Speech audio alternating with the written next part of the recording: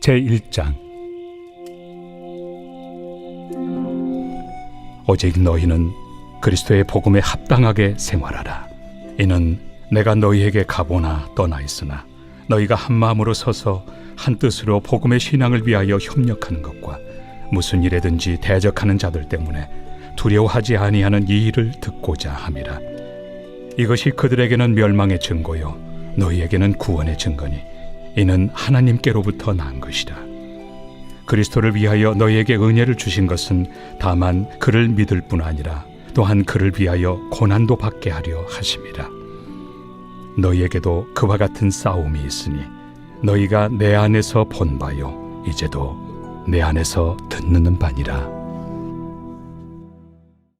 오늘 우리에게 주시는 하나님의 말씀은 빌립보서 1장 27절로 30절 말씀입니다.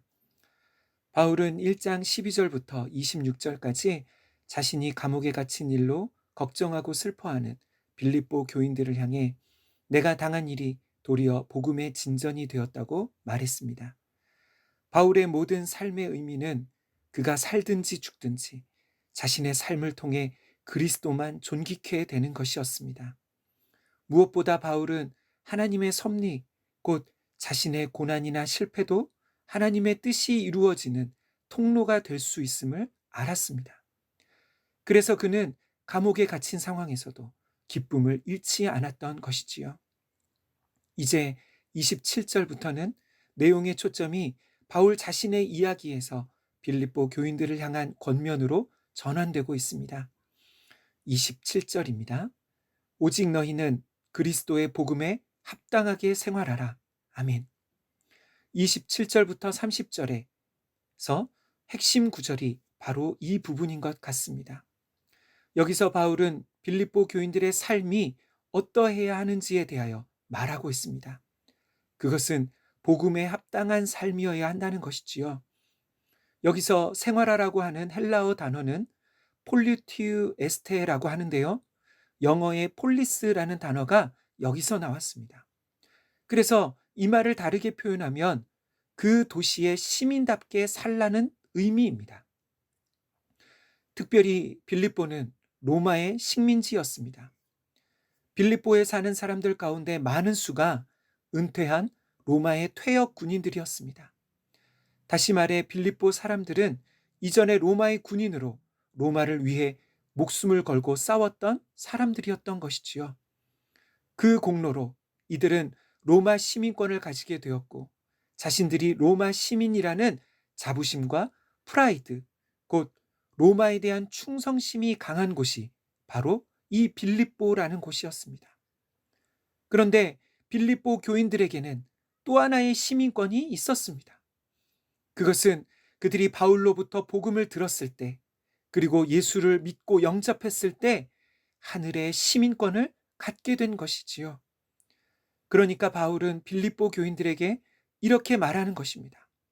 너희는 너희가 복음을 통해 얻게 된 하늘의 시민답게 복음에 부합하고 어울리는 삶을 살아야 한다는 것입니다. 그러면 이러한 삶은 어떻게 사는 삶일까요? 이는 내가 너희에게 가보나 떠나 있으나 너희가 한 마음으로 서서 한 뜻으로 복음의 신앙을 위하여 협력하는 것과, 바울이 그들과 함께 있든지 그렇지 않든지, 사실 지금 바울은 감옥에 있기 때문에 소식으로만 빌립보 교인들에 대하여 들을 수밖에 없지만 무엇보다 중요한 것은 너희가 한 마음과 한 뜻으로 복음을 위해 협력해야 한다는 것입니다. 여기서 협력하라는 표현은 마치 전쟁에 참여한 부대가 함께 똘똘 뭉쳐서 싸우는 모습을 뜻하는 것입니다. 이것이 바울이 말하는 복음에 합당하게 생활하는 첫 번째 의미입니다. 28절에서는 그렇게 빌립보 교인들이 협력해서 싸우는 싸움의 두 가지 측면에 대하여 말합니다.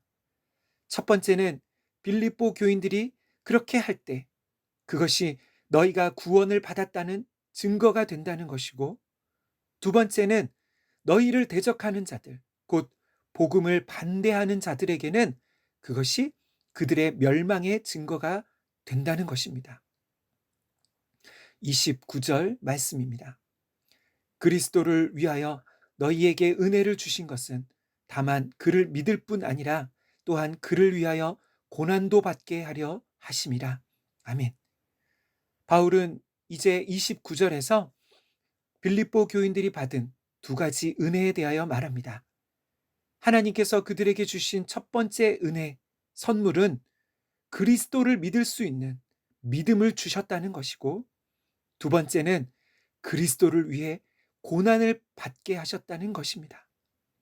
이게 무슨 뜻일까요? 지금 바울은 예수님을 믿을 수 있는 믿음을 주신 것도 은혜이지만 예수님을 위해 고난을 받는 것도 은혜라고 말하고 있는 것입니다. 다시 말해 바울은 우리가 예수님을 위해 고난을 받을 수 있게 되었다는 것이 특권이라고 말하는 것입니다. 30절 말씀입니다. 너희에게도 그와 같은 싸움이 있으니 너희가 내 안에서 본 바요 이제도 내 안에서 듣는 바니라.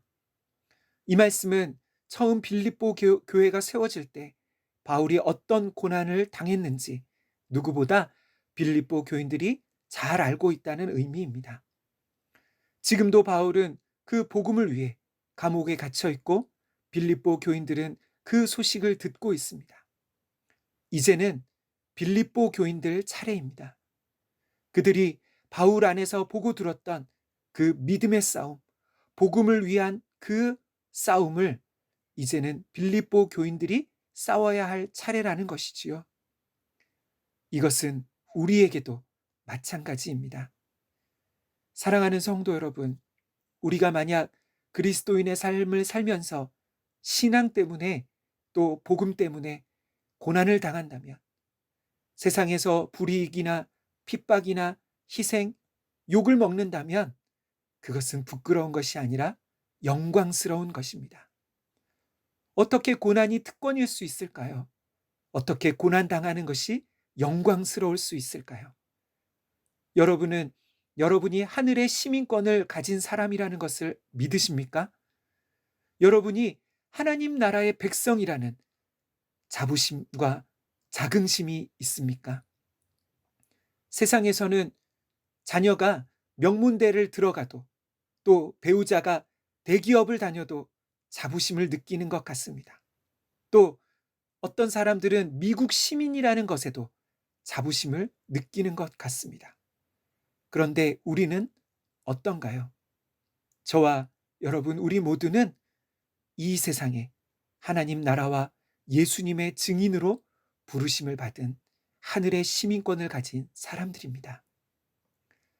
사랑하는 주님, 우리에게 예수 그리스도를 통해 그분을 믿을 수 있는 믿음을 주시고 이제는 하늘의 시민, 곧 하나님 나라의 백성으로 삼아주셔서 구원의 은혜를 베풀어 주심에 감사드립니다. 주님, 우리의 삶이 그 구원에 합당한 삶을 하늘의 시민권을 가진 사람답게 살게 하여 주옵소서. 이 세상의 풍조와 유혹, 가치관을 따라 살지 않게 하시고 복음을 위해 신앙 때문에 고난받는 것을 특권으로 여길 수 있는 마음을 주옵소서. 우리가 그렇게 살아갈 때 우리 주변의 많은 사람들에게 구원의 은혜를 베풀어 주옵소서. 지금도 세계 곳곳에 복음을 위해 고난을 부끄러워하지 않는 성도들과 선교사님들을 붙들어 주시옵소서. 예수님의 이름으로 기도하옵나이다. 아멘. 이제 우리 함께 기도할 제목인데요. 첫 번째는 우리와 우리 자녀들이 복음에 합당한 삶을 살게 하여 주옵소서.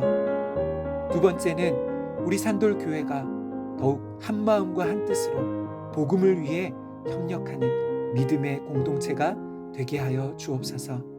마지막으로 세 번째는 계속되는 코로나 때문에 어려운 성도들을 위하여 경제적으로, 건강과 또 영적으로 어려운 성도들을 주님 붙들어 주옵소서입니다. 함께 기도하겠습니다.